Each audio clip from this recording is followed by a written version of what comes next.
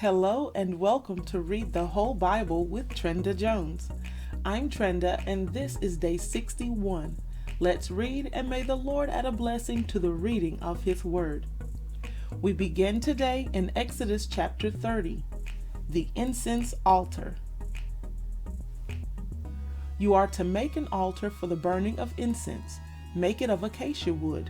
It must be square, 18 inches long and 18 inches wide. It must be 36 inches high. Its horns must be of one piece with it. Overlay its top, all around its sides and its horns with pure gold. Make a gold molding all around it. Make 2 gold rings for it under the molding on 2 of its sides. Put these on opposite sides of it to be holders for the poles to carry it with. Make the poles of acacia wood and overlay them with gold. You are to place the altar in front of the curtain by the ark of the testimony, in front of the mercy seat that is over the testimony where I will meet with you. Aaron must burn fragrant incense on it. He must burn it every morning when he tends the lamps. When Aaron sets up the lamps at twilight, he must burn incense. There is to be an incense offering before the Lord throughout your generations. You must not offer unauthorized incense on it, or a burnt or grain offering. You are not to pour a drink offering on it. Once a year, Aaron is to perform the atonement ceremony for the altar. Throughout your generations, he is to perform the atonement ceremony for it once a year, with the blood of the sin offering for atonement on the horns. The altar is especially holy to the Lord. The atonement money. The Lord spoke to Moses, "When you take a census of the Israelites to register them, each of the men must pay a ransom for his life to the Lord as they are registered. Then no plague will come on them as they are registered. Everyone who is registered must pay half a shekel according to the sanctuary shekel, 20 gerahs to the shekel. This half shekel is a contribution to the Lord. Each man who is registered 20 years old or more must give this contribution to the Lord. The wealthy may not give more, and the poor may not give less than half a shekel when giving the contribution to the Lord to atone for your lives. Take the atonement price from the Israelites and use it for the service of the tent of meeting. It will serve as a reminder for the Israelites before the Lord to atone for your lives." The bronze basin. The Lord spoke to Moses, "Make a bronze basin for washing and a bronze stand for it. Set it between the tent of meeting and the altar and put water in it. Moses and his sons must wash their hands and feet from the basin. Whenever they enter the tent of meeting or approach the altar to minister by burning a food offering to the Lord, they must wash with water so that they will not die. They must wash their hands and feet so that they will not die. This is to be a permanent statute for them, for Aaron and his descendants throughout their generations." The anointing oil. The Lord spoke to Moses, "Take for yourself the finest spices, 12.5 pounds of liquid myrrh, half as much, 6.25 pounds of fragrant cinnamon, 6.25 pounds of fragrant cane, 12.5 pounds of acacia by the sanctuary shekel, and a gallon of olive oil. Prepare from these a holy anointing oil, a scented blend, the work of a perfumer. It will be holy anointing oil. With it you are to anoint the tent of meeting, the ark of the testimony, the table with all its utensils, the lampstand with its utensils, the altar of incense, the altar of burnt offering with all its utensils, and the basin with its stand. Consecrate them, and they will be especially holy. Whatever touches them will be consecrated. Anoint Aaron and his sons and consecrate them to serve me as priests. Tell the Israelites, this will be my holy anointing oil throughout your generations. It must not be used for ordinary anointing on a person's body, and you must not make anything like it using its formula. It is holy, and it must be holy to you. Anyone who blends something like it or puts some of it on an unauthorized person must be cut off from his people." The sacred incense. The Lord said to Moses, Take fragrant spices, stacte, onycha, and galbanum. The spices and pure frankincense are to be in equal measures. Prepare expertly blended incense from these. It is to be seasoned with salt, pure and holy. Grind some of it into a fine powder and put some in front of the testimony in the tent of meeting, where I will meet with you. It must be especially holy to you. As for the incense you are making, you must not make any for yourselves using its formula. It is to be regarded by you as holy, belonging to the Lord. Anyone who makes something like it to smell its fragrance must be cut off from his people.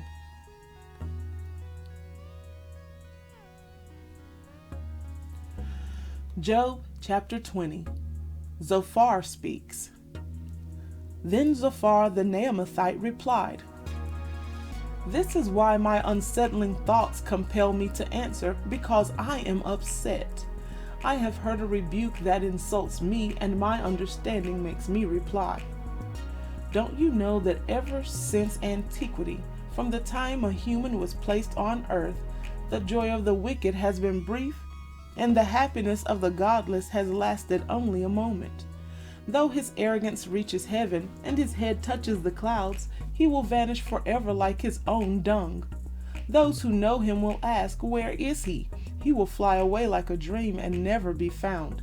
He will be chased away like a vision in the night. The eye that saw him will see him no more, and his household will no longer see him. His children will beg from the poor, for his own hands must give back his wealth. His frame may be full of youthful vigor, but it will lie down with him in dust. Though evil tastes sweet in his mouth, and he conceals it under his tongue, though he cherishes it and will not let it go, but keeps it in his mouth, yet the food in his stomach turns into cobra's venom inside him. He swallows wealth, but must vomit it up. God will force it from his stomach. He will suck the poison of cobras. A viper's fangs will kill him. He will not enjoy the streams, the rivers flowing with honey and curds. He must return the fruit of his labor without consuming it. He doesn't enjoy the profits from his trading. For he oppressed and abandoned the poor. He seized the house he did not build. Because his appetite is never satisfied, he does not let anything he desires escape. Nothing is left for him to consume. Therefore, his prosperity will not last. At the height of his success, distress will come to him. The full weight of misery will crush him. When he fills his stomach, God will send his burning anger against him, raining it down on him while he is eating. If he flees from an iron weapon, an arrow from a bronze bow will pierce him. He pulls it out of his back, the flashing tip out of his liver. Terrors come over him. Total darkness is reserved for his treasures. A fire unfanned by human hands will consume him. It will feed on what is left in his tent. The heavens will expose his iniquity, and the earth will rise up against him. The possessions in his house will be removed, flowing away on the day of God's anger. This is the wicked person's lot from God, the inheritance God ordained for him. Job chapter 21. Job's reply to Zophar. Then Job answered, Pay close attention to my words. Let this be the consolation you offer. Bear with me while I speak, then after I have spoken, you may continue mocking. As for me, is my complaint against a human being? Then why shouldn't I be impatient? Look at me and shudder. Put your hand over your mouth. When I think about it, I am terrified and my body trembles in horror. Why do the wicked continue to live, growing old and becoming powerful? Their children are established while they are still alive, and their descendants before their eyes. Their homes are secure and free of fear. No rod from God strikes them. Their bulls breed without fail. Their cows calve and do not miscarry. They let their little ones run around like lambs. Their children skip about. singing to the tambourine and lyre, and rejoicing at the sound of the flute. They spend their days in prosperity and go down to Sheol in peace. Yet they say to God, "Leave us alone. We don't want to know your ways. Who is the Almighty that we should serve him, and what will we gain by pleading with him?" But their prosperity is not of their own doing. The counsel of the wicked is far from me. How often is the lamp of the wicked put out? Does disaster come on them? Does he apportion destruction in his anger? Are they like straw before the wind, like chaff a storm sweeps away? God reserves a person's punishment for his children. Let God repay the person himself, so that he may know it. Let his own eyes see his demise. Let him drink from the Almighty's wrath. For what does he care about his family once he is dead, when the number of his months has run out? Can anyone teach God knowledge, since he judges the exalted ones? One person dies in excellent health, completely secure and at ease. His body is well fed, and his bones are full of marrow. Yet another person dies with a bitter soul, having never tasted prosperity. But they both lie in the dust, and worms cover them. I know your thoughts very well, the schemes by which you would wrong me. For you say, "Where now is the nobleman's house, and where are the tents the wicked live in?" Have you never consulted those who travel the roads? Don't you accept their reports? Indeed, the evil person is spared from the day of disaster, rescued from the day of wrath. Who would denounce his behavior to his face? Who would repay him for what he has done? He is carried to the grave, and someone keeps watch over his tomb. The dirt on his grave is sweet to him. Everyone follows behind him, and those who go before him are without number. So how can you offer me such futile comfort? Your answers are deceptive. This is the third series of speeches.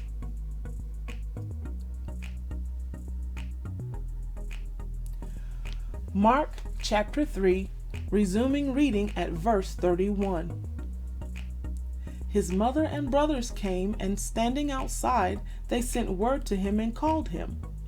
A crowd was sitting around him and told him, "Look, your mother, your brothers, and your sisters are outside asking for you." He replied to them, "Who are my mother and my brothers?" Looking at those sitting in a circle around him, he said, "Here are my mother and my brothers. Whoever does the will of God is my brother and sister and mother." Mark chapter 4. Again he began to teach by the sea, and a very large crowd gathered around him. So he got into a boat on the sea and sat down while the whole crowd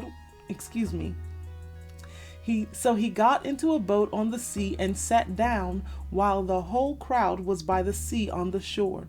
He taught them many things in parables, and in his teaching he said to them, "Listen, consider the sower who went out to sow. As he sowed, some seed fell along the path, and the birds came and devoured it. Other seed fell on rocky ground where it didn't have much soil, and it grew up quickly since the soil wasn't deep. When the sun came up, it was scorched, and since it had no root, it withered away. Other seed fell among thorns, and the thorns came up and choked it, and it didn't produce fruit. Still other seed fell on good ground, and it grew up, producing fruit that increased 30, 60, and 100 times. Then he said, Let anyone who has ears to hear listen."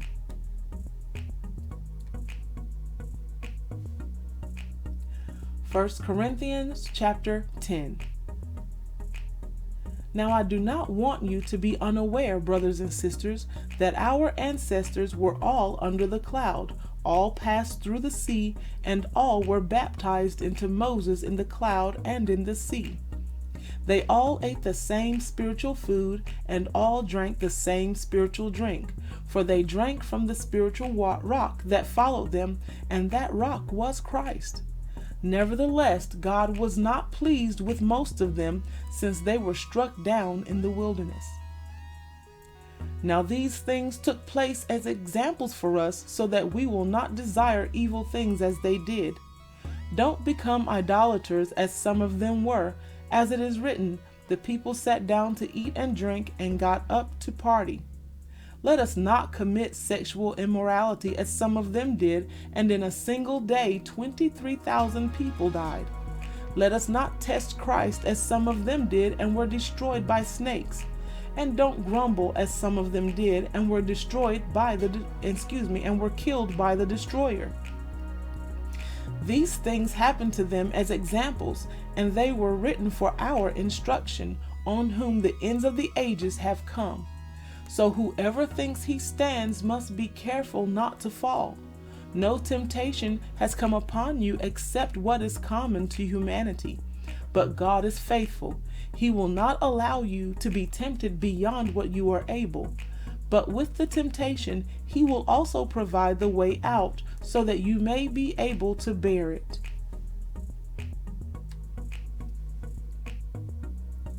Psalm 61. Security in God, for the choir director on stringed instruments of David. God, hear my cry. Pay attention to my prayer. I call to you from the ends of the earth when my heart is without strength. Lead me to a rock that is high above me, for you have been a refuge for me, a strong tower in the face of the enemy. I will dwell in your tent forever and take refuge under the shelter of your wings. Selah. God, you have heard my vows. You have given a heritage to those who fear your name. Add days to the king's life. May his years span many generations. May he sit enthroned before God forever. Appoint faithful love and truth to guard him. Then I will continually sing of your name, fulfilling my vows day by day. And this concludes our reading of day 61 of Read the Whole Bible with Trenda Jones. Thank you so much for joining us here today, and we look forward to day 62 tomorrow. Until then, God bless you, and may the Lord add a blessing to the reading of His Word.